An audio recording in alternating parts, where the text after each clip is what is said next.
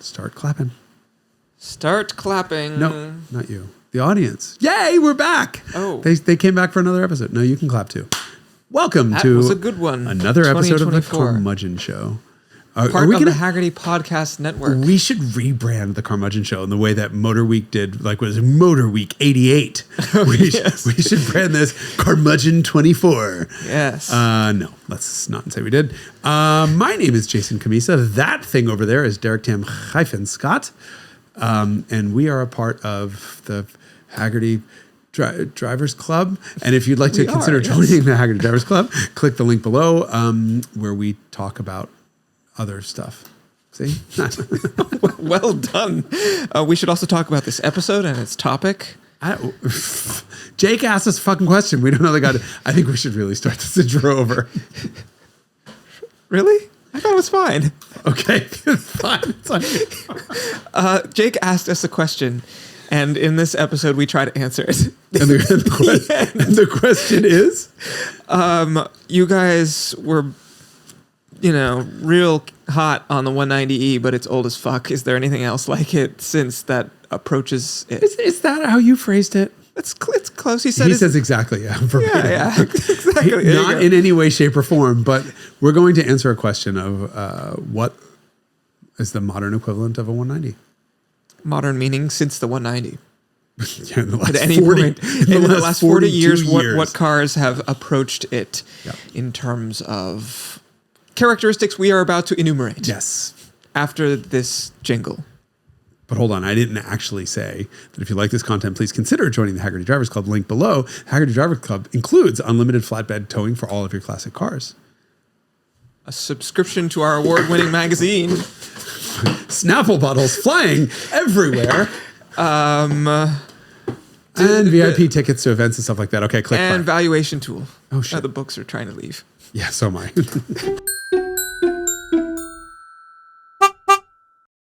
The Rover story. The Rover story. Anthony is currently... I would love to do an episode on British Leyland and Rover generally. Let's do it. It's fascinating. I think it would be really cool. Because you watch this stuff, there's this sprawling episodes about the death of the British car industry and all the fuckery that went on. And it's not recording, is it? Yeah. Whoops. Well. You've just given away a future episode. Oh, no. As you guys... Sneak peek. Before Derek... What if the news is no longer current about Rover, which no longer exists? Yeah. I think everyone will be fine. No, I think we should do that. I think that's a great episode. British Leyland. We'll come up with a great title, like "Death by a Million Strikes." Yeah, I don't know, whatever. Anyway, but that's not where we're here. We're here because Jake has come up with, what did I call you? I came up with some other name. Jake. It was just Jake, which is the alternate pronunciation. Jake. Right. Jake.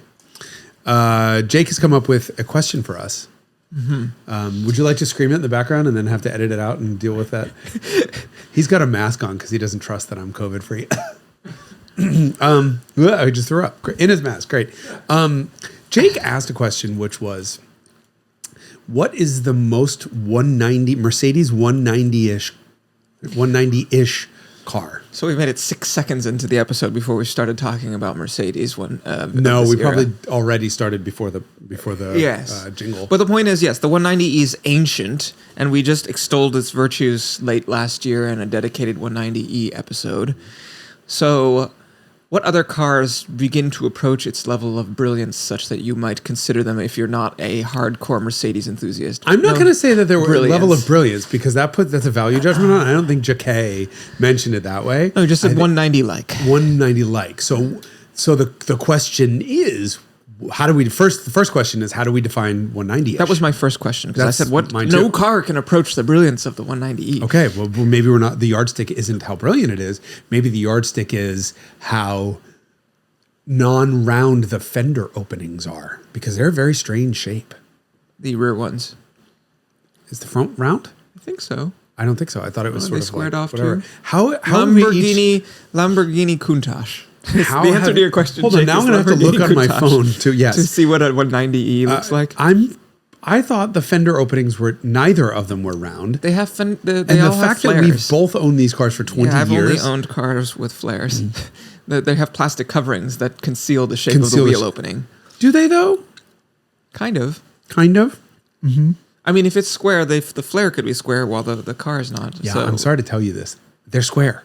Okay. That's the brilliance of the Mercedes 190. We've stumbled on it by mistake. Square is wheel that it's arch fucking openings. weird looking, but it looks so conventional to us. Yeah, no, they're sort of squircles. Squirkles? Okay. Yeah, but of course, Bruno Sacco. Okay, so this episode is just about cars that have squircle wheel openings? No, because I have a napkin. With writing on it? Yes, because I started thinking about, okay, what defines the Mercedes W201 to begin with? And the first thing I thought of was tech innovation. Me too. Okay, so I think we should just list off a couple of potential things and then start chattering about this. Yes, and technical innovation in that car to me is primarily in suspension design and aerodynamics. There's a lot of other things. They didn't really... The crazy thing about that car is there's not all that much innovation outside of those two areas. Like the new family of engines was a single overhead cam, nothing... Crossflow, which was, I guess fairly... novel in 1948. Yes, and unfortunately, for your example, that was 35 years earlier.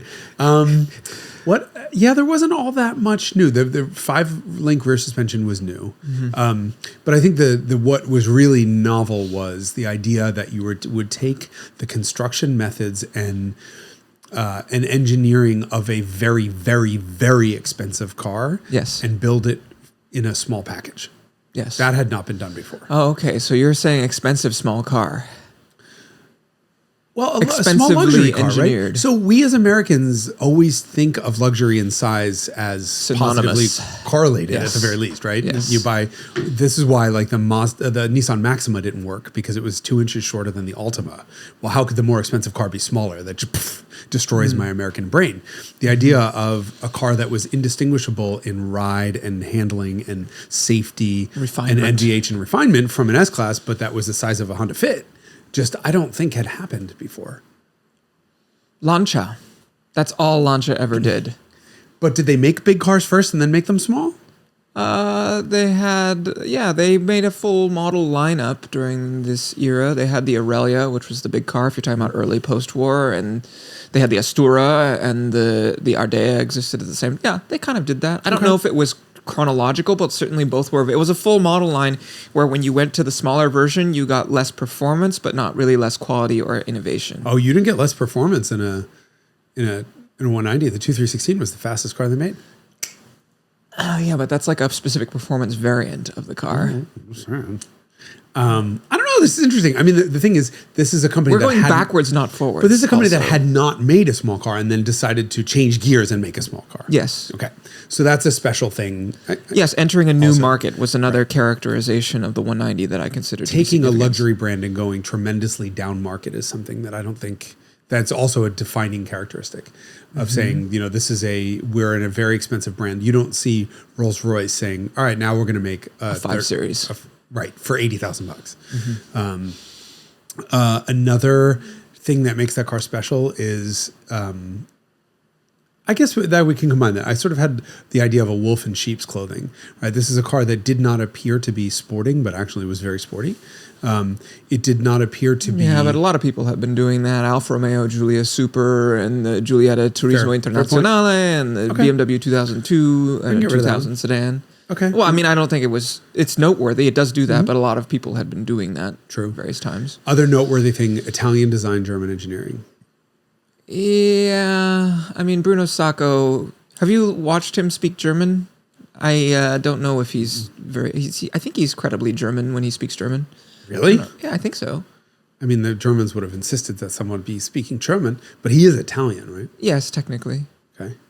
So is Flaminio Bertoni, who designed the Citroën DS and the Deux Chevaux. And I tend to feel like some of the best designs come from Italians who are reined in by more disciplined other countries. German hard points. Yeah. I mean, look at all the Lamborghini stuff, Italian design or Walter de Silva stuff, Italian design on. Oh, in a modern era. Mm-hmm.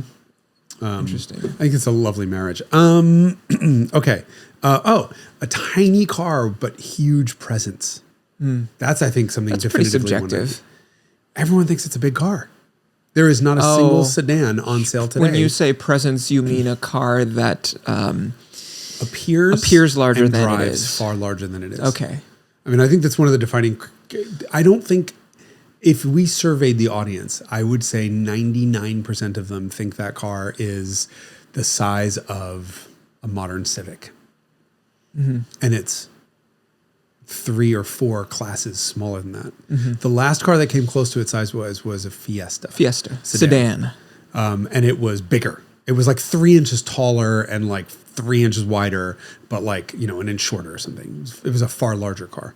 And what else did I write down? World-class engineering. That was, I think, disproportionate refinement, homologation for motorsports. Mm-hmm. I mean, I guess that's part of the 190 story. I guess the bigger story there was that the management board said, fine, you'll allow. Oh, that's another one. It's a car that was a segment of car that was created by legislation. Because this was a response to fuel economy targets. And the board begrudgingly said, okay, fine, you can make a smaller, less expensive entry-level Mercedes, but if and only if it is engineered to the same standards as an S-Class and wins the World Rally Championship. Mm-hmm. So racing was part of its DNA from inception. But that last one about created by regulations is perhaps somewhat immaterial for the enjoyment of the consumer. Like if Jake is asking what's the most 190 like car as a potential buyer of cars, you don't really care why the car came to be existing as a consumer. So it might be a characteristic they share, but as you as a consumer who's like, I want a 190 like experience in a car that's not 40 years old, like what are my choices? Yeah. That one is less important. I guess. I'm just trying to figure out what the hell 190 means. And Jake has got a mask on, so he can't talk to us right now. I see his eyes. I think he's laughing, but he might have just also thrown up again in his mask. Oh, yep. That was a yak. And you said something else right before we started, which was, hold on. Oh, I didn't write it down. Something about bringing luxury stuff to the masses. Oh, yes. That's a really fucked up observation in a car that was so expensive. So when 190 came out in the US, figure 85-ish, it was probably $25,000. That's right. I think it was one of the big 3 American magazines did a comparison test between it and an Accord, which was $10,000 less, $14,000 versus $24,000. So it was twice the price of a fully loaded Accord. Almost. Well, 24 versus 14. I don't know. Okay. Fully loaded. I'm just trying to think of what the hell that would mean in today's terms. I mean, if you do an inflation calculator, doesn't it come out to like $60,000 or $70,000? Yeah, but that's kind of a little bit misleading because cars have gotten cheaper. Mm-hmm. I'm kind of wondering, like, I think this would be the idea of a small, like... What does a base Accord cost? Or like a sort of 20s, averagely configured... 28, 30. 28. So you just say that the car is... more than 50% more. But I think Accord is the wrong car now because Accord has gotten so big. That's true. Even Civic is so fit.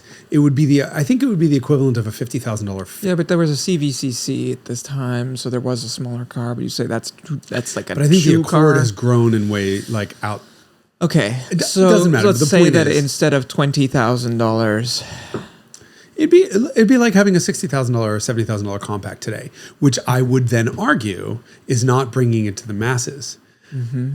But then I'd have to argue with myself. My immediate response is they built 2 million of them and they used them as taxis in Germany. They're all over the place. In fact, mostly they were too small to be taxis, so they used the bigger version, the 124. Yeah, and they're probably still being used as taxis in places like Morocco and Egypt and stuff like that.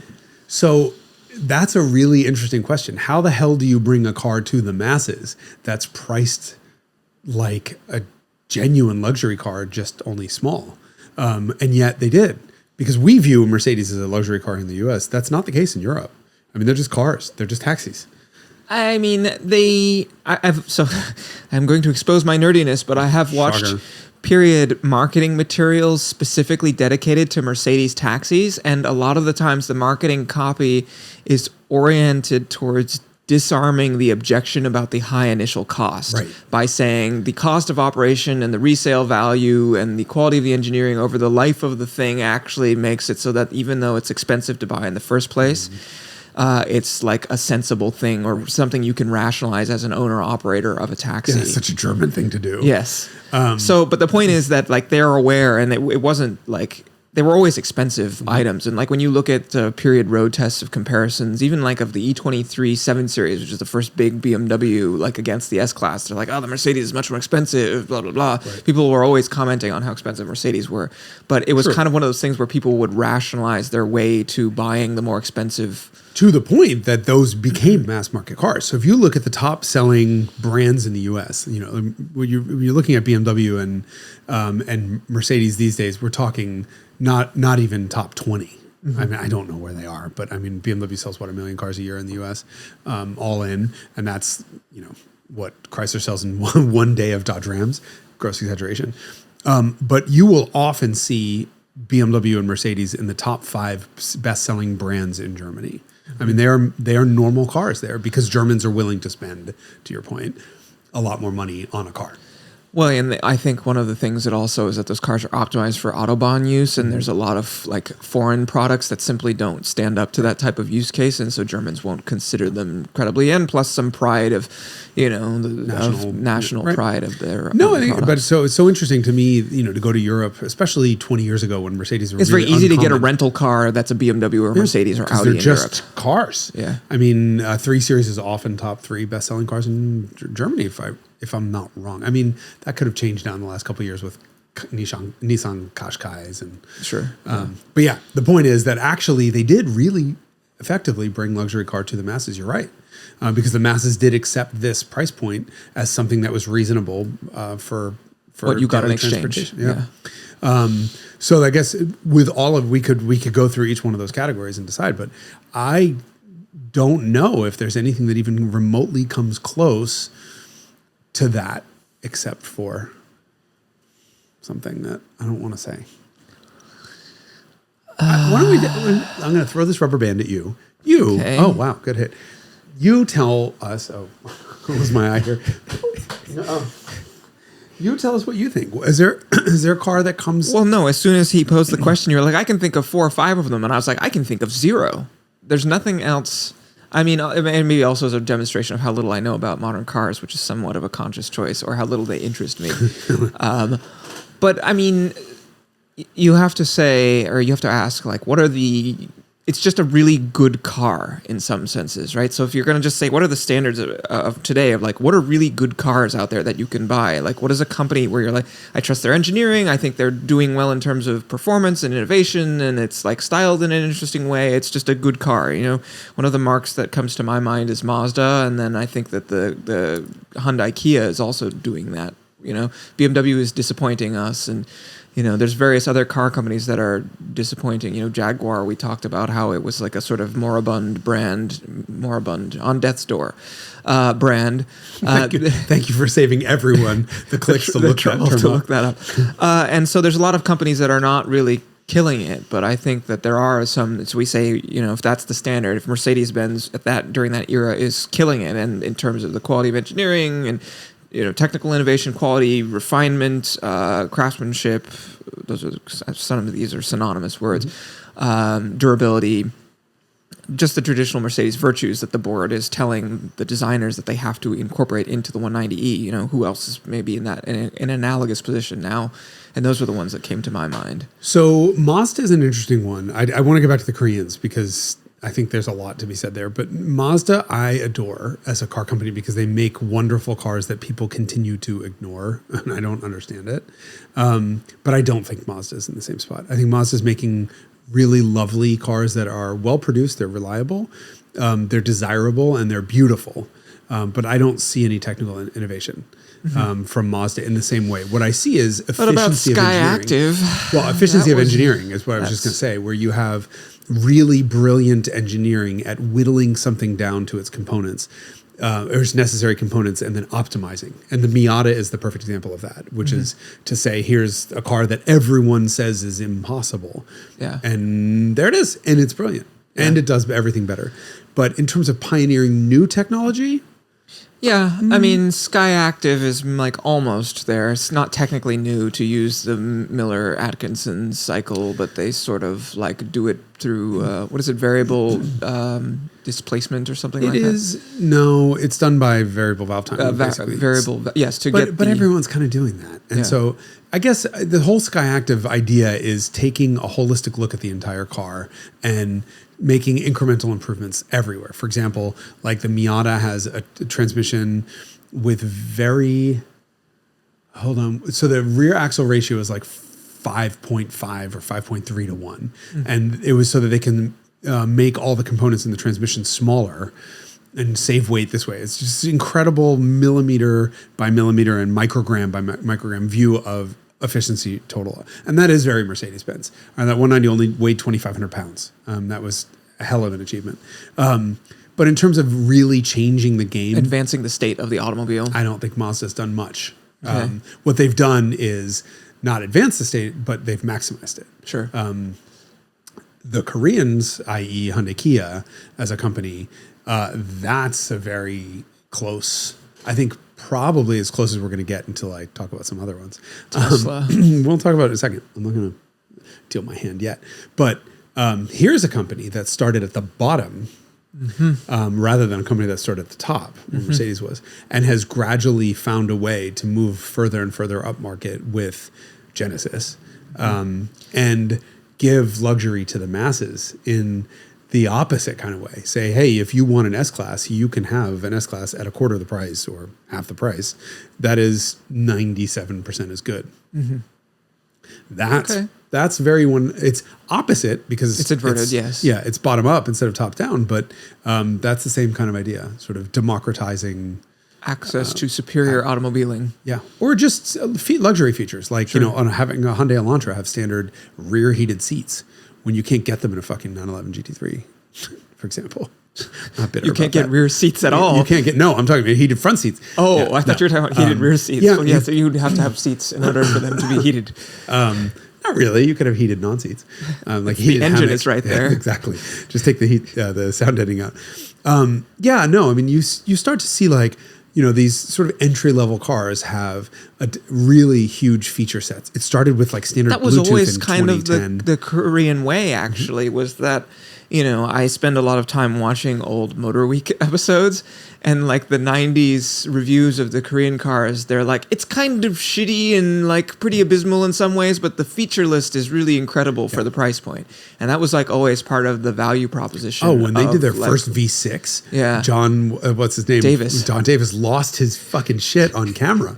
Oh my God, it's like Ferrari-like acceleration. Who knew the Koreans could do 6 whole cylinders? I mean, it was partially offensive, but but there were this lineup of cars. I think it was Sonata that was first. That was genuinely like fastest car in segment, genuinely quick, and from a company that was not known for that as a luxury feature. Sure. And what about technical innovation? Do you think they stand up to the technical innovation test, or are they more close to Mazda? They're closer to Mazda. Like sort of optimizing the mousetrap. I mean, I'm trying to think of, they were pretty early to GDI, gasoline direct injection, but I'm not sure that.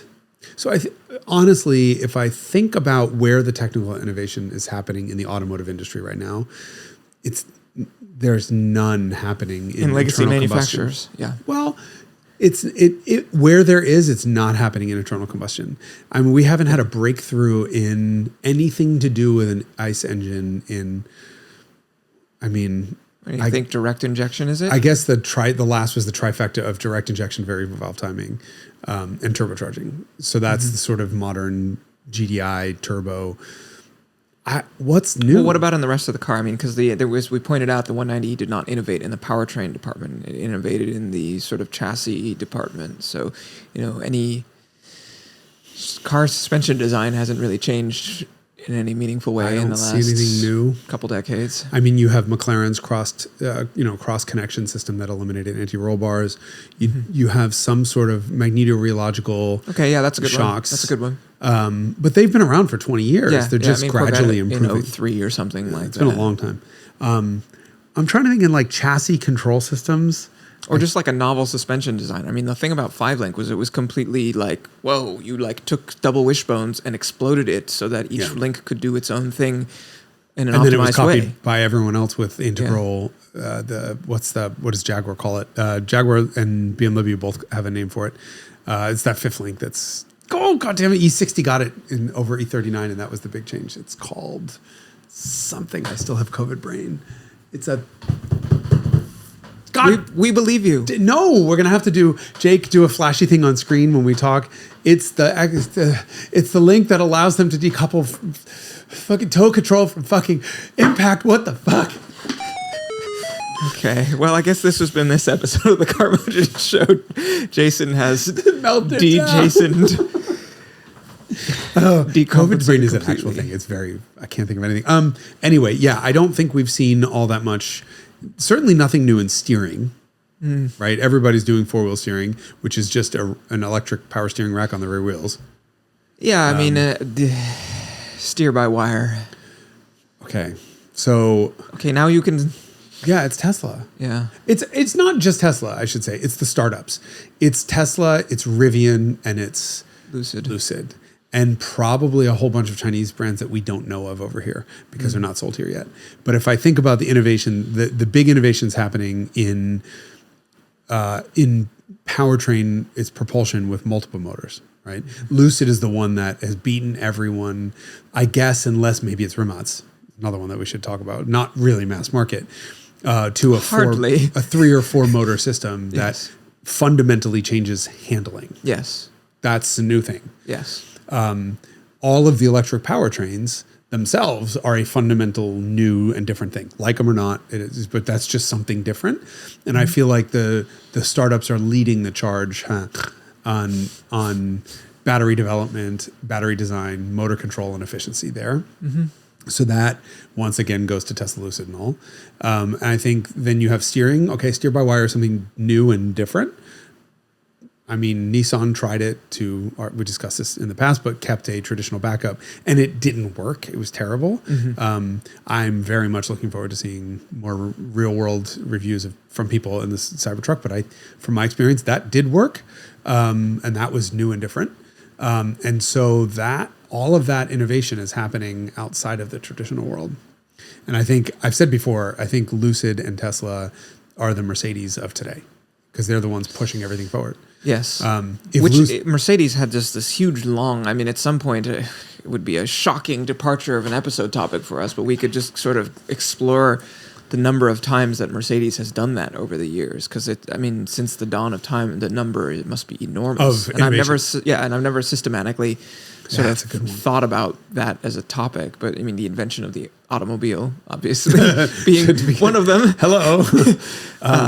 And so on and so forth. But I kind of wonder how much of Mercedes, without being rude to this company, because I've been a little harsh on them recently. Like we sort of made fun of the 4-cylinder C63 and the EQS is not a success. But I kind of wonder in today's world where everything is supplier led, how much of innovation actually comes from Mercedes-Benz and how much of it comes from the suppliers plus Mercedes marketing department that says it is worth it for us to spend extra money to get this technology before other people do. So if, when Mercedes debuts, for example, rear active steering, for example, well, that's just a ZF product and they have a 1-year exclusive on it first. Or they're debuting some sort of fuel injection something or some turbocharger or some, the electric 48 volt hybrid turbochargers and stuff like that. I don't really think that's all that much done by Mercedes. Which is a reflection of the way the landscape has changed and perhaps company culture. Yeah. I don't know. I mean, I would really love to know how much of that is pushed through by Mercedes versus the suppliers just know Mercedes will pay to get it first. So they were the first with Distronic. Well, that was Bosch. Like, did Bosch call them and be like, we're going to offer it to BMW? 9! We will pay twice what they will pay for it. And then BMW gets the next innovation, which is who knows what the fuck else, laser headlights. Mercedes is like, all right, we'll sit that one out and we'll do, center airbags instead first. I don't know. But I kind of wonder how much of it is supplier driven. Sign of the times. Right. But the ones who are not sort of held back by suppliers seem to be the upstarts. I mean, if Rimac made a hot hatch for $28,000, then they could be at or the top 38. Of the list. Or 38 would be fine. But yeah, I don't know. I don't think anyone's innovating. I think it's Tesla. Okay, so the question you're answering now is now. Jake also asked if what have been the five most 190 like cars since the 190. Have there been other cars that have arrived between 1982 and the present that are consistent with the spirit of the 190e? Individual components I can think of course, I mean, like homologation cars, right? You can just list all the homologation cars that have come out since then. Yeah, but it's kind of like, of the sort of 10 criteria that we listed, how many, these are the cars that checked as many of the boxes as possible. Yeah, I think technical innovation is a requirement. And I don't know, what else is a requirement? Bringing a luxury to the masses. Interesting. Okay. I think that has to be a requirement. Okay. Something that or entering a new market segment effectively is what you could phrase that slightly more generally. It's something that, I think you said it, that has features that are disproportionate with other cars in that class. Yeah. I think the top one has to be Model 3. Yeah. Yeah. Or possibly even Model S, right? Because Model S took S-Class sort of NVH isolation engineering stuff, took a lot of that kind of stuff and put it in a car. I think 3 does better because 3 is more as a compact car that brought, and everyone calls it a luxury car. Compact? It's probably compact. It's probably compact. That whole size designation is done by interior volume. And you have a car with no engine with unbelievable space utilization. It's probably far bigger inside than it is on the outside. But if you look at that car, it really did. It's called a luxury car. They're $35,000. They're whatever the price is. It's far less than the average new car sold last year, which means by definition it's no longer a luxury car. But it is a luxury car in the sense that it appears to have leather even though it's plastic, and it appears to be upmarket even though it's kind of not anymore. But it has performance that is, I mean, a Model 3 can beat an M3 around a racetrack of the last generation. Okay, that's something no one else has done. Sure. Okay, so yes, Model 3 is probably the best example. I can't think of a better one. I mean, Lucid is the best Mercedes S-Class we've seen in the last 30 years. That's an interesting one, but they haven't. When Lucid comes out with, so this will be a perfect parallel. When Lucid comes out with like a Honda Fit size or Honda Civic size sedan that has all the attributes of the Air and refinement wise comparable to the Air. Okay, yeah. But what else? I mean, what else has got to be like? Well, if you're talking about segments, then maybe we have to look at not cars and look at some SUVs. Okay.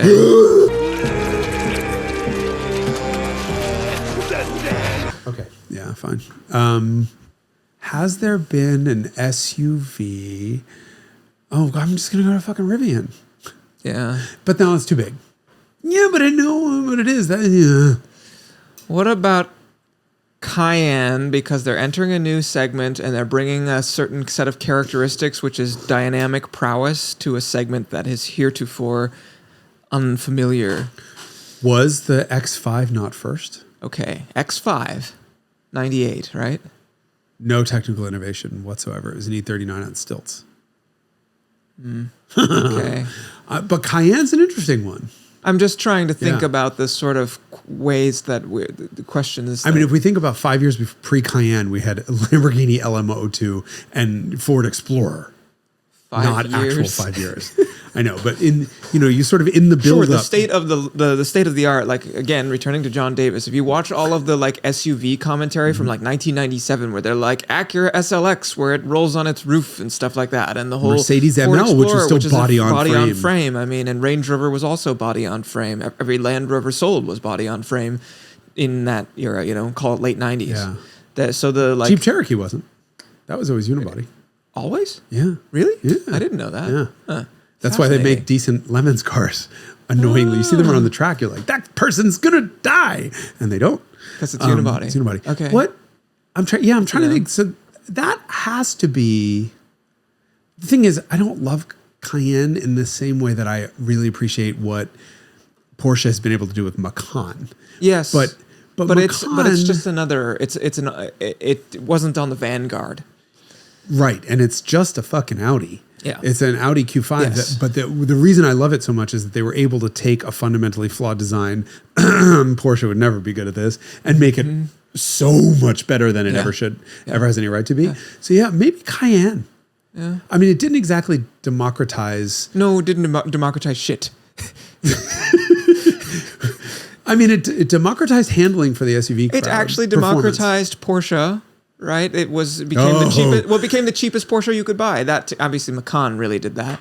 But the fact of the matter is that like Porsche, the way that they crossed the chasm from like a niche maker of sports cars, we sold 3,800 cars in 1993 to like a global. I mean, the power of that brand globally is enormous, and that is driven, I think, in large part because of the accessibility that has been created by SUVs. I hate that, but you're right. Yeah. Okay. All right. So we have Tesla Model 3 and Porsche Cayenne. So two cars that both look like toads. Yeah. With like sanded, smoothed out toads. Whatever the compilation of Cayenne and Macan is, Mayenne. Moyenne. What? Okay. There's got to be something like Hyundai Kia, Korean on this specific list. Product. Yeah. A single discrete car. If we're charged with coming up with 5 of these, I mean, the Cayenne's a really good one. You think so? I don't think I would have ever thought of that. I'm just thinking about times people have entered new markets successfully. But right. you also point out that X5 kind of did the same thing, but sooner. X5 did its... Yeah, but X5 didn't have any real technical innovation. Does the Cayenne? It was just putting an E39 on stilts, and so it handled okay. Does the Cayenne, though, have any technical innovation? It was amazing that they could make a car that heavy. That was that small? So small. Yeah, I wanted to get commercial plates for mine, and they made me get a weight certificate, and I took it and got it weighed. It was 55.40. Holy shit. Yeah. I don't think it had the technical innovation, but I guess it did in the one sense, is that it took the level of engineering, although it was just a Touareg. Yes. Ferdinand Piech. Fucking Piech, man. All right. Okay, what about the Bugatti Veyron? Oh, I know, I was just going to think the same thing. Could we say that the Bugatti Veyron has a 190 moment? I think that's a little bit delusional. I agree. Okay, not has there been nothing from, like, you could say Genesis G90, you can say any of the current... It really does have to advance the state of the automobile, whatever vehicle we choose. You know, then I'm going to say the triplets of Hyundai Ioniq 5, Kia EV6, and Genesis GV60. Yeah. Because they are high design. They all look completely different. They're one of the few traditional OEM car manufacturers who have created an electric car that's viable. I think on range and functionality. I don't really think they advanced the art. Well, I guess that's the advance.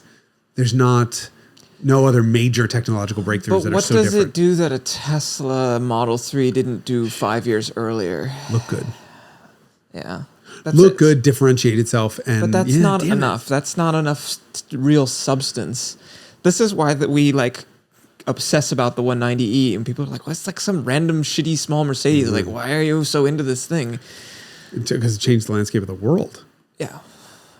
A fucking rear suspension is still in production. Yes. For another, it dies off now, right? Oh, for in the Chrysler product. I think it's the Challenger and Charger. Which means that it had a 50-year run.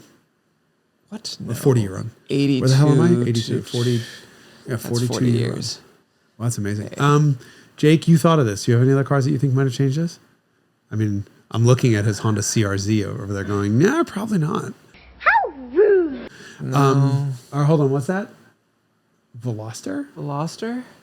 That's just doing the same. That's just like optimizing the hot hatch formula for the 21st century or whatever this one is. Hold on, I thought that car was something else when you first held that up. What the hell did I... Let me see that picture again. Oh, of course he closed it. It's an EV6. It looks like an EV6. No, there was something else that popped into my head, and I'm like, okay, I can see it. I know. I'm trying to think of hot. It's because it's this kind of dying genre. Yeah, giant. He was saying they didn't do hot hatches because the audience could probably not hear him. Although then he can just speak into his voiceover booth at home. And how could it be that? What the hell did I think that was for a second? Is there? Okay, it's got to be sports car. There's got to be a sports car. Sports car, but that doesn't really democratize. however you pronounce that word, anything. Democratize? By the very nature of their like sort of not. I would love to include BRZ and GR86 in this somehow, and I'm trying to back into an argument. For No, this. it's just it's like the ultimate conclusion of an old school formula rendered with the sort of convenience and brilliance of modern cars. Okay, current Prius.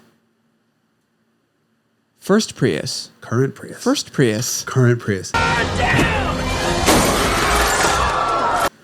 Because the current Prius is good looking for the first time. That's not a technical innovation. Oh, yes, it is. It's technically First Prius. That was a technical leap that democratized mileage. Fuck. That democratized like sort of it's an alternate powertrain arrangement. Like that's a there's Yeah, but like, didn't Insight come first? did it? I don't know. But it didn't democratize anything because it's a it was a useless three-cylinder form fucking- factor. First Prius. God, I was so mad. I when, actually did a case study on this in like a business class where they were I'm sure you did. well, like just like to like study the sort of risk taking and technical innovation that they sort of like set out to do, and sort of this we're going to set off on our own path and meaningfully change the automotive landscape. Oh, I hate to admit that you're right. You know that hybrid synergy drive was Toyota and GM together. Huh. You know this, right? How synergistic was that? Not very, because GM said fuck it and threw the whole program out. They were not interested. And Toyota was like, do you mind if we keep doing this? And GM was like, yeah, go ahead, you stupid fucks. Never going anywhere. Yeah. Okay. God damn it. Why does Prius have to be on the list? Has there been anyone else who has taken, so that's a powertrain thing, right? Which is a pretty important part of a it's vehicle. very important. But that's one of the biggest reasons why Tesla's there. Tesla's now there also because of onboard networking and all different other systems. Has anyone else democratized like safety in the last, or like a safety feature? No, because it's all supplier driven. So like the whole idea of like emergency automotive, the reason every car has adaptive cruise right now is because you can't get a top safety pick plus rating without the radar sensor that you use for AEB, so you might as well have it for radar cruise. I don't think anyone else has really changed the game in safety in and packaging. You'll note that that's none of Lucid. package and Tesla. The way that they were like the Model S is 7-seater, and you look at it, and you're like, how does that seat seven people nominally? But also Dual trunks. Rivian also. Mm-hmm. That's a packaging miracle, that thing. Mm-hmm. So Noah, what other ways what other massive innovations have been its powertrain is done? Yeah, there's all these sort of peripheral systems that are meant for like sort of assistance. All these precursors to self-driving, effectively. And none of these cars that we have identified have any motorsports chops at all. The Cayenne does. Because it has a Porsche Trans-Siberia. badge on it. Okay. They didn't. Yeah, no. But none of them did motorsports. So that's the other thing. See, this is why, again, what we are re-emphasizing is how extraordinary the 190E is. I refuse. Okay, let's think about that. Nothing American has changed anything. Like, we're just going to go down the list. How long has this been? 41 minutes. We're going to spend the next 3 minutes trying desperately to find American innovation. or some other car that's part of this thing. Chrysler, GM, Jeep, Ford, Pontiac, all the dead brands. Oldsmobile. Nobody really made any big leaps. Saturn with the dent-proof body, that was actually just a marketing stunt because the Fiero already had it, and so did the Corvette. Okay, so the big three are out. They did do magnetorheological dampers. Were they the first? I guess the Italians also did that. Delphi. No, it was Delphi who did it, which is a GM subset. Or was, and then was sold off right after. Next year. Yeah. All right, so Europeans, BMW has not changed anything. You could say something like the i3 could have been a sea change, but wasn't. What about democratization of all-wheel drive? Audi and Subaru.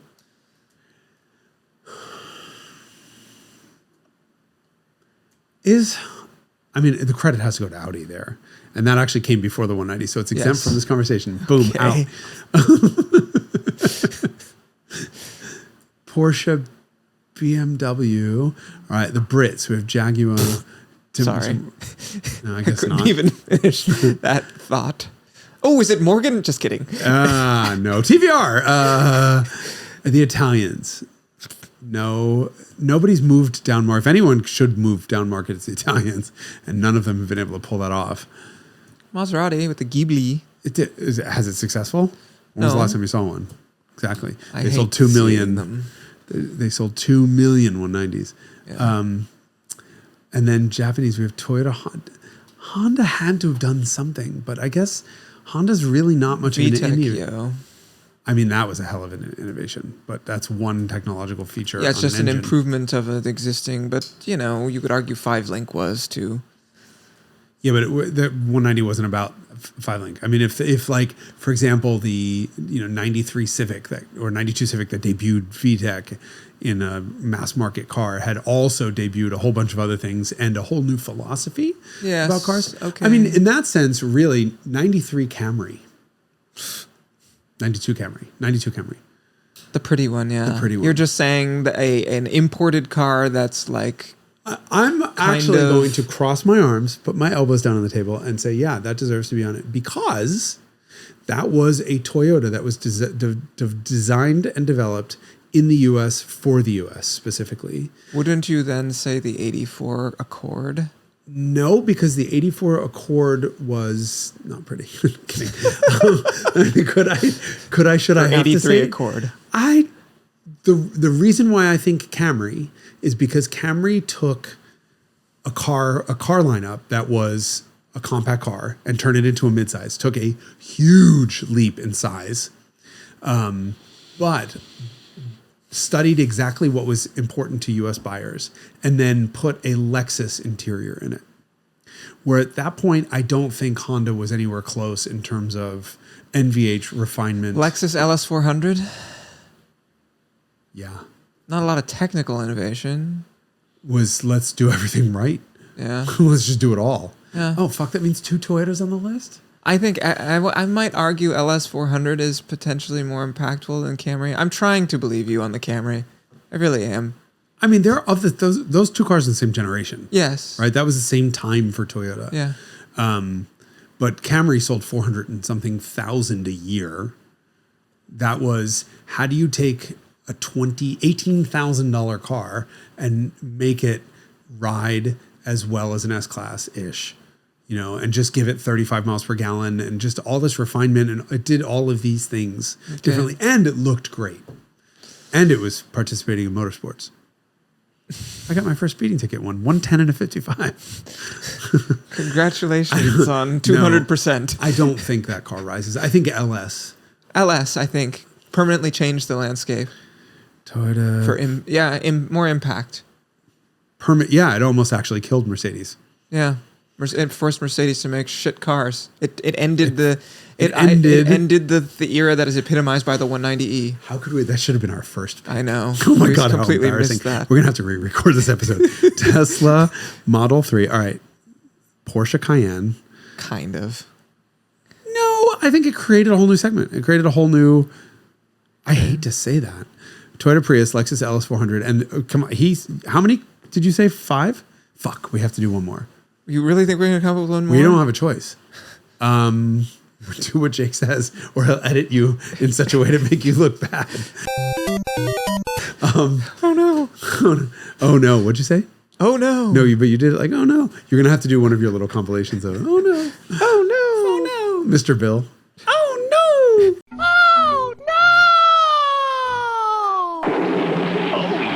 Oh no! Is anyone old enough to remember Mr. Bill? One other car. Okay. Choose a Korean. There's no Koreans on there. I don't think any of them have done anything that's that different, unless we do the Hyundai Kia EV triplets. I'm not sure they changed the game that much, other than being desirable. They're great. They're fantastic cars. Unless we can't say Lucid. It's just doing Tesla but better. Oh, that's an annoying truth. Which I'm all for, but it's not a seismic shift. No, you're right. It's not. Not yet. They could do something. I mean, that's they're it's a future seismic products. shift. The Sapphire is a seismic shift in handling, but that started But out. that's such a specific thing. It's far too little of a thing. Is there like a forthcoming like people's car that democratizes like transportation for people who otherwise couldn't, like a true self-driving car? I think that's got to be the next. A car Self-driving. The car, like the fifth place on that list is going to have to be something without a steering wheel, something that you get in and just whisks you somewhere that's truly autonomous. These like little transportation pod things that have dedicated, what are those called? Paths that they use. Trains? No. There's a little Subway? thing. There's these little things. It's a pod, and they connect to each other, and then disconnect and take you to your little Zooks? place. That's not Zooks, but it's a company like that. It's called Glideways. Glideways? Glideways. With a Y, of course, because they wanted a URL that was available, like every startup. I kind of think that's the next biggest thing, and it could be something as simple as. It's Jaguar because they use I was e-paces. just gonna say that. Because they use e-paces for iPace. for If you live in iPaces. San Francisco, there are. But this has ways nothing to that do with would- Jaguar. Yeah, we need to explain why we both were making a Jaguar joke. There are Waymo Waymos. cars that are Jaguar iPaces that are driving around autonomously, and you With can no sit in the driver back and you in get a taxi them. ride around town, and they work. in a car that has no driver. So maybe the next on the list is Waymo / Jaguar. Yeah, No. but that's like not a car. But it fucking works. We have to do an episode from the backseat of one. Hey, They're anyone work always for in the Waymo? way. I was going. I had a maneuver. Fine. I wanted to yell at it so badly, but there was no driver in it, and so I Pit didn't. maneuver I it into a didn't. tree like a reasonable human being. It was already stopped. It had slammed on its brakes and stopped in a super inconvenient, discourteous way, and I wanted to curse its mother, but it didn't have one because it was just a robot. It's very disappointing. If anyone works for Waymo, come talk to us. We need to do an episode from the backseat of a Waymo, and we could just rent one. Someone I was we're gonna talking have to recently did a Waymo trip where he had to get out to get something and it drove away without him, even though he had like some sort of absurd thing where he forgot the keys to his house at the garage at a car storage, and he had to run back to, I don't know, something happened absurd where it ended up leaving without him. That's amazing. After he had booked a trip in it. Although a friend of mine just got drunk, was drunk and got out of an Uber and left his phone in there, and it drove away without him too. The driver. The driver did, yeah. Yes. Yeah, but luckily the driver was nice enough to bring it back to him the next day after I kept calling it, and some guy answers the phone who doesn't speak English. And I'm Well, like, and okay, the hold Waymo on, didn't Google do that. Translate. Like, I have telephone of person. Yeah. All right, so we have Model 3, Cayenne, Prius, LS400. And some kind of autonomous vehicle that does not yet exist that people will be able to ride. Yeah, I don't think there's a fifth yet. Okay. I don't think there's a fifth yet. All right. Well, they're all kind of like not that enthusiast cars, but I guess you could argue the 190E doesn't inspire that much enthusiasm. Well, either. certainly in the day, it was no enthusiast drove one of those Yeah, cars. except for the Cosworths. Even then, when 1,953 people bought them in the U.S., that's not exactly. Oh well, globally they sold 10,000 of them, which is like the same number. More than that. 20 20. of the 2.3s. Yeah. 20 something thousand. Oh yeah. But okay. But I think Model 3 has become the enthusiast sedan choice on this coast anyway. So, Yeah. and Cayennes are enthusiast cars. Seen them on Yeah. racetracks. Priuses are enthusiasts. People are enthusiastic about going nowhere fast. Saving- About occupying the left lane. Okay. Well, that's an interesting topic. Thank you, Jake. Yes. Thank you. Next time, give us some notice so we can do research on this. Instead of doing it live in Nah, front of the whatever. audience. I'm curious. Comments. I want Yeah. comments down below. Like, what did we And forget? don't just say a car. You have to explain why you think it's reasoning. the case. You have It to has back it to, up. and it has to meet these standards of technical innovation is a requirement. It has to, I don't know, change automobiling in some meaningful way. Yes. It has to be a move into a previously unoccupied segment of the market. I think that's like that's. I mean, it's bonus points if it's great looking Italian design, but restrained, no gimmicks. and motorsport Bonus for motorsport. involvement. But I would say the requirements are really technical innovation, like a new market and meaningfully changing the automotive landscape. Yeah. Okay. All right, that was an interesting And topic especially for a car that will democratize something that was previously not available to the masses. in that segment, of the market, or to most people. Okay, great. Join us next week where we'll have some other surprise topic that we haven't prepared Surprise for. to us as well. Okay, bye.